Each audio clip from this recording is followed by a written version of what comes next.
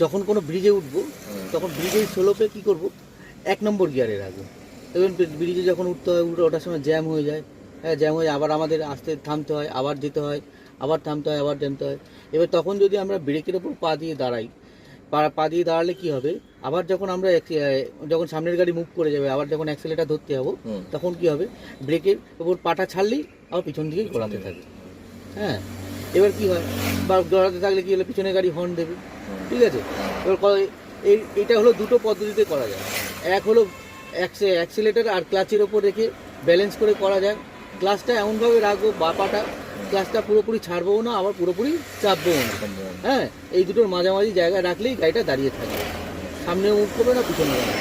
আবার আরেকটা পদ্ধতিতে করা যায়, গেলেন আপনি, সামনের গাড়ি এগিয়ে গেল, আবার ওখানে গিয়ে দাঁড়ালাম, ব্রেক মেরে দাঁড়ানোর পর আপনাকে করতে হবে কি, এবার যখন সামনের গাড়ি আবার মুভ করে যাবে, তখন কী করতে হবে, ব্রেকটা চেপে প্রথমে বাঁ পাটাকে ছাড়বো, এমন পজিশনে গাড়িটা কাঁপবে, এমন পজিশনে নিয়ে আসবো যেই পজিশনে বাঁ পাটা ছাড়তে ছাড়তে দেখবেন গাড়িটা ভাইব্রেট করছে, সেই পজিশনে আর বাঁ পাটাকে ছাড়বো না।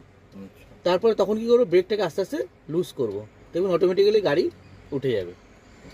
আর মাথায় রাখতে হবে, যে কোনো ঢালে বা ব্রিজে বা যে কোনো চড়াই জায়গায় যখন আস্তে আস্তে উঠবো, 1 নম্বর গিয়ারে রাখবো।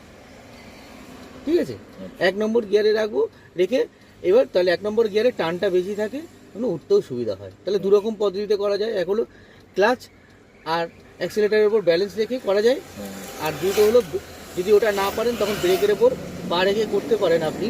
কিন্তু যখন সামনের গাড়ি মুভ করে যাবে, তখন কি করতে হবে, আপনাকে প্রথমে ক্লাচটা ছাড়তে হবে, যে ভাইব্রেটিং পয়েন্টে আসবে, বাইটিং পয়েন্টে আসবে, তারপর আর ক্লাচ ছাড়বো না, তখন ব্রেকটাকে আস্তে আস্তে লুজ করবো, তাহলে গাড়িটা উঠে যাবে।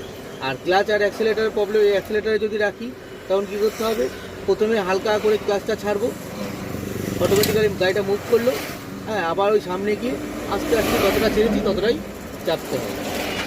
এবার মাথায় রাখতে হবে, যদি পিছন দিকে গড়িয়ে আসে তাহলে ক্লাচ ছাড়বো, আর যদি সামনের দিকে বেশি মুভ করে ক্লাচ চাপবো। এই দুটোর মাঝামাঝি রাখলেই ব্যালেন্স করে থাকবে। চলুন তাহলে, চলুন, যখনই উঁচুতে উঠবো তখনই 1 নম্বর গিয়ারে থাকবে, আস্তে আস্তে ছাড়ি বাপাটা, হ্যাঁ ছাড়ুন বাপাটা, পায়ের ঠিক এই জায়গাটা শক্ত রাখবে, যাক একটু যাক, উঠুক, হ্যাঁ, অ্যাক্সিলেটারের উপর রাখার, অ্যাক্সিলেটার ক্লাচের উপর রাখার চেষ্টা করুন। হ্যাঁ, চাপি, এই স্লো হলো, দেখুন আস্তে আস্তে চাপি ক্লাচ, এই দেখুন মোশনটা ফলো করুন, এই স্লো হলো, আস্তে যতটা চেপেছি ততটাই ছাড়বো, ব্যাস, পাটাকে শক্ত রাখি।